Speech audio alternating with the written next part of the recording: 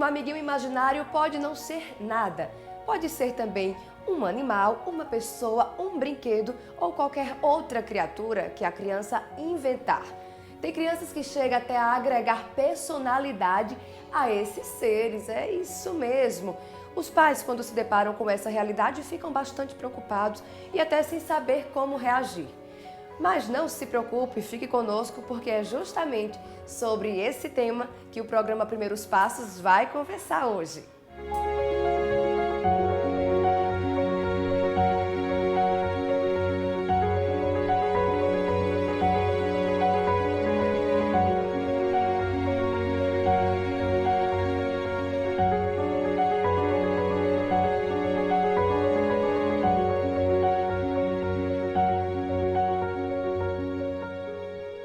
A imaginação é um campo muito fértil, capaz de dar vida até o que não existe.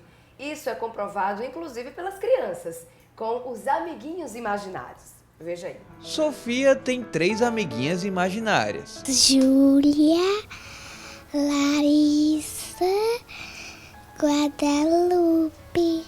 Sofia revela que as amigas imaginárias gostam de brincar e muito. Isso é, quando não acontece a implicância. Sempre que eu peço pra elas brincarem esconde-esconde, ela não brinca e a gente faz birra. A relação da filha com as amigas imaginárias é acompanhada de perto pela mãe, que reconhece a importância da relação fictícia, tão rica e cheia de detalhes. Ela se desenrola bastante com as amiguinhas, eu acho que isso é bem natural, acredito que até da idade, e estimula ela cria brincadeiras em casa com as amiguinhas, ela se diverte, né? Às vezes que ela tá nesse período sozinha, que o irmão tá na escola. O pai de Sofia também vê com naturalidade a relação da filha com as amigas imaginárias e observa que a rotina da criança em família e na escola não sofre mudanças. A gente sente que essa brincadeira com os amigos imaginários é só por um período curto, o período que ela está brincando. Depois, nas atividades diárias dela, ela desenvolve normalmente. Ela começou a simular as situações que ela tinha em sala de aula em casa com essas amigas imaginárias. E então é só nesse momento que ela está brincando ali mesmo.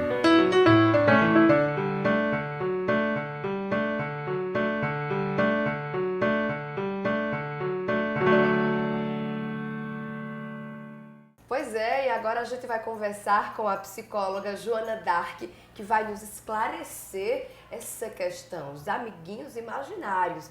Doutora Joana Dark, muito obrigada pela sua presença. Eu que agradeço. No programa Primeiros Passos. Doutora, é saudável ter um amiguinho imaginário? Explica pra gente. Na sua maioria, os pais ficam de cabelo em pé quando veem que seu filho tem um amigo imaginário ou supõe, ficam meio na suspeita o que está acontecendo, mas é totalmente saudável. É um processo que acontece muito mais do que se imagina, geralmente por volta dos 2 anos e meio, 3 anos, até 7 anos, um pouquinho mais, a depender. Então esse amiguinho imaginário, ele se apega bastante, né? Sim. Não quer ir embora. Não, às vezes até migram um pouquinho, sabe, Mirna? Às vezes eles começam com um amigo imaginário, depois tem um outro amigo imaginário. Não precisa os pais arrancarem os cabelos, porque é uma coisa natural da infância. Não... E como é que surge? Por que as crianças criam essas criaturas nessa idade? É bem variável.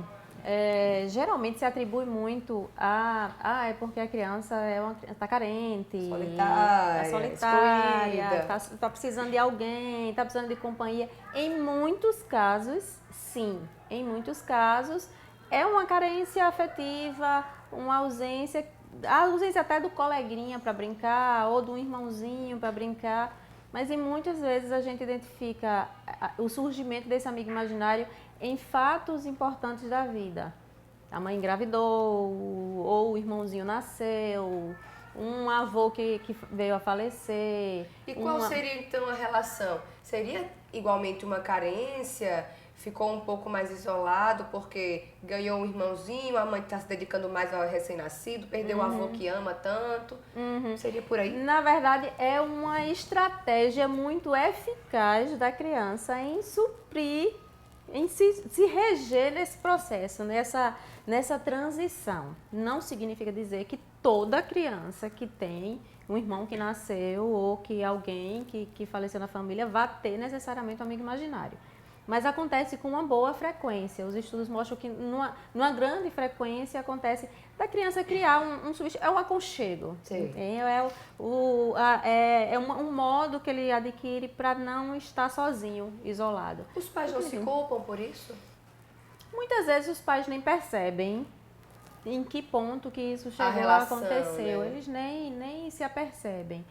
Eles mais que desconfiam, sabe? Eles ficam meio preocupados. Está ali, a criança começa a brincar muito sozinha, conversar muito com o amigo imaginário, às vezes a narrar falas do amigo imaginário com ele.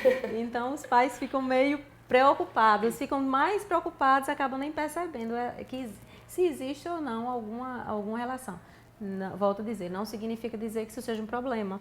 Ela pode muito bem ali mesmo elaborar suas emoções, se reequilibrar e transitar naturalmente na sua idade. Você tocou aí em figuras muito importantes nesse processo, que são os pais, né? Sempre. Deve ser bem interessante. A senhora, profissional da área, deve ter muito contato com esses pais, né? E qual é o primeiro impacto quando os pais percebem que os seus filhos estão criando um amigo imaginário? Eles se dão conta que é um amigo imaginário logo de cara, ou eles acham primeiro que o filho está tendo problemas psicológicos, está enlouquecendo, enfim, o que é que surge na cabeça desses pais?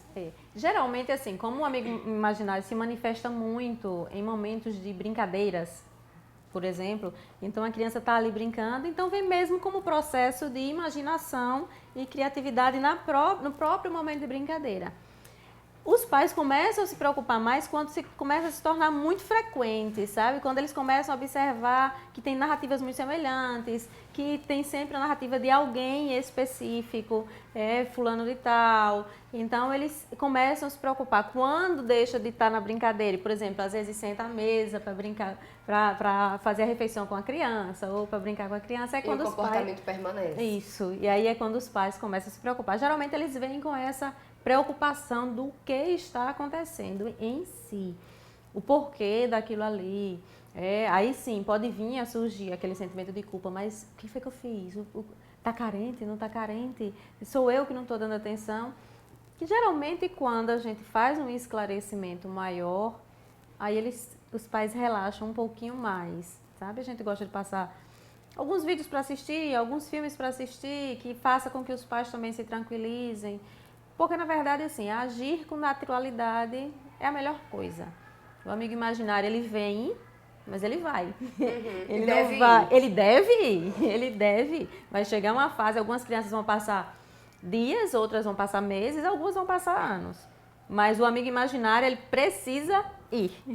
Ele precisa ser concluído. Chega uma determinada época que a criança já não sente a necessidade dessa criança. Geralmente, quando criam relações melhores, relações com os amigos, escola, às vezes o próprio irmãozinho, quando vai crescendo, que ele vai começando a estabelecer um relacionamento melhor, essa fase vai passando e o amigo imaginário vai minguando da mente.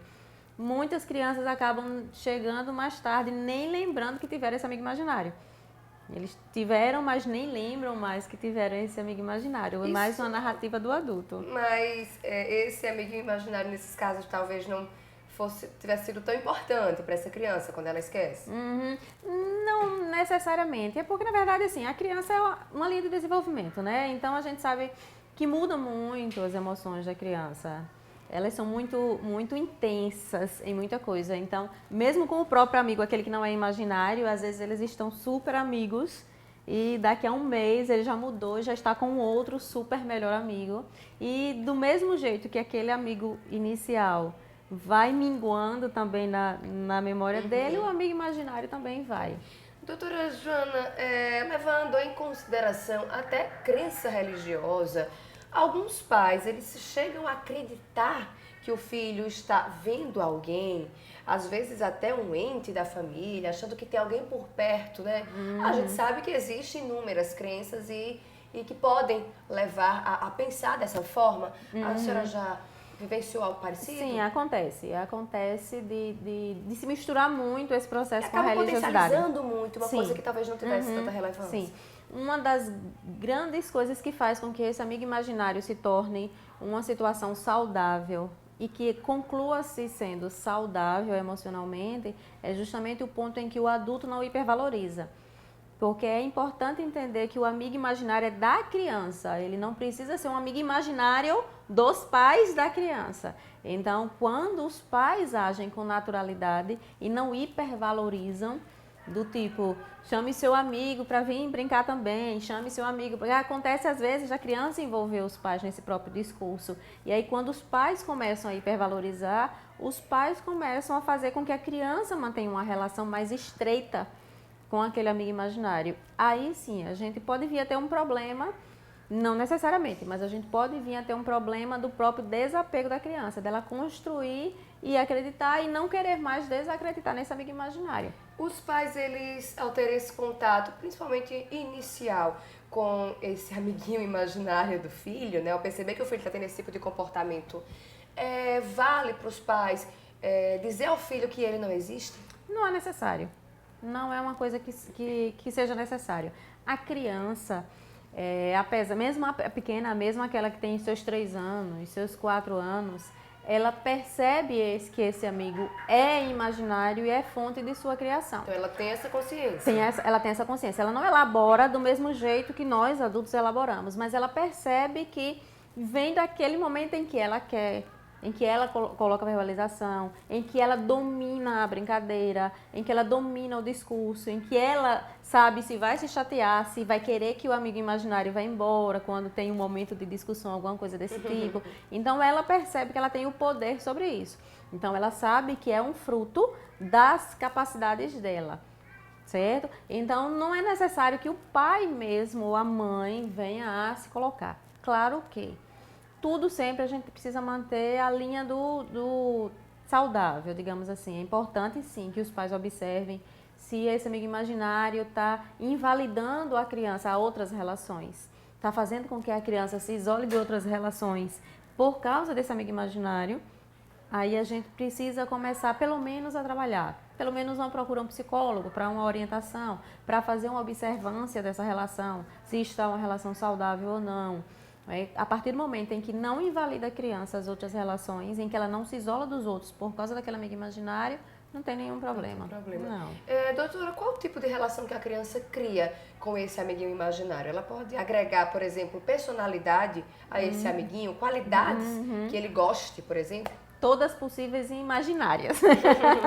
Todas, altura, tamanho, forma, cor, sexo, se é gente, se é brinquedo, se é um bicho, se é uma fantasia. A gente tem até recentemente um desenho infantil que foi para o Oscar, etc., que foi o Divertidamente, que foi o ganhador do Oscar, onde tem um amigo imaginário da criança, assim, que era, na verdade, um elefante no mundo de algodão doce. Então, assim, depende muito da criança e das suas habilidades imaginativas. Então, pode ser de qualquer forma, tamanho, cor, sexo, religião que a criança possa querer.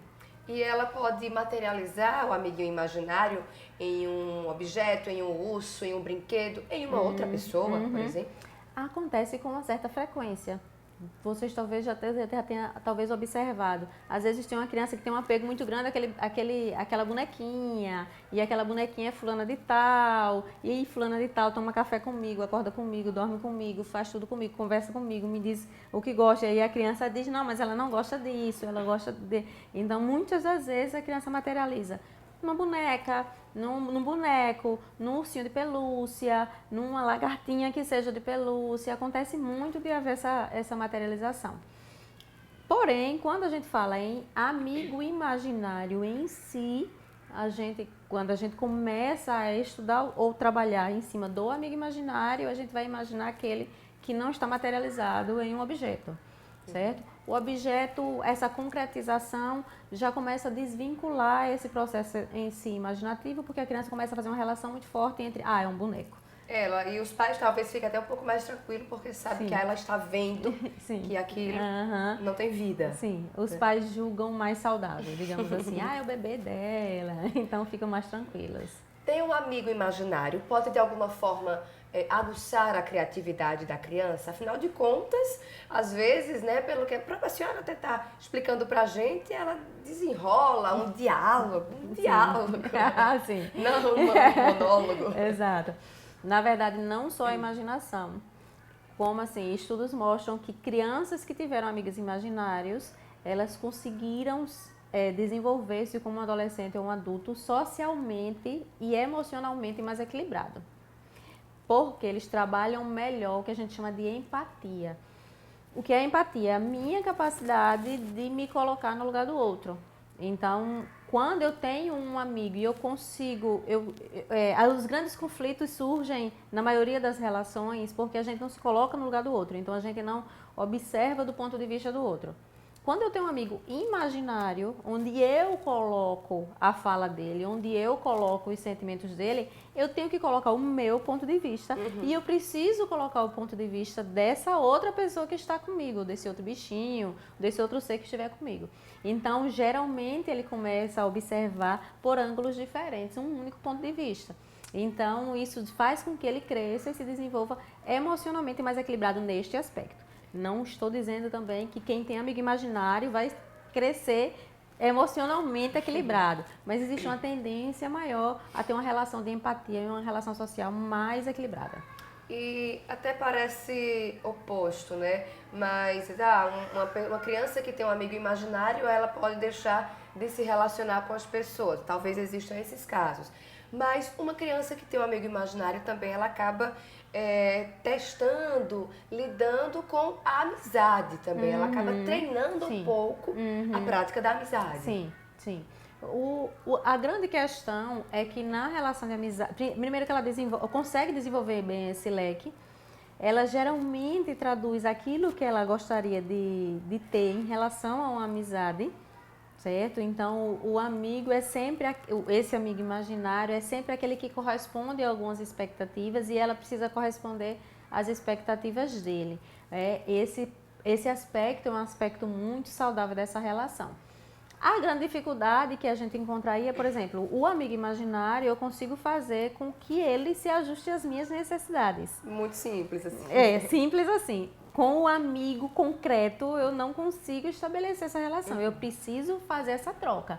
Então, em alguns momentos, aquele amigo vai estar concordando comigo nos meus pontos de vista, em outros momentos não vai estar.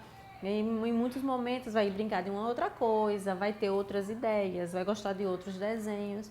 O amigo imaginário eu posso driblar, eu posso fazer com que ele goste das mesmas coisas que eu gosto, com que ele tenha os mesmos interesses. Ou não, tem amigo imaginário que briga também, certo? Tem amigos imaginários que discutem bastante a relação. Então, de qualquer forma, é um contexto muito saudável de elaboração, de imaginação, de criatividade, de desenvolvimento de amizade, de desenvolvimento de empatia. É uma relação muito saudável de reestruturação emocional para a criança. Ok, então. A gente vai a um rápido intervalo, mas não sai daí, que no próximo bloco vamos conversar também sobre problemas. Quando que o amigo imaginário passa do limite? Não sai daí não, que a gente volta já.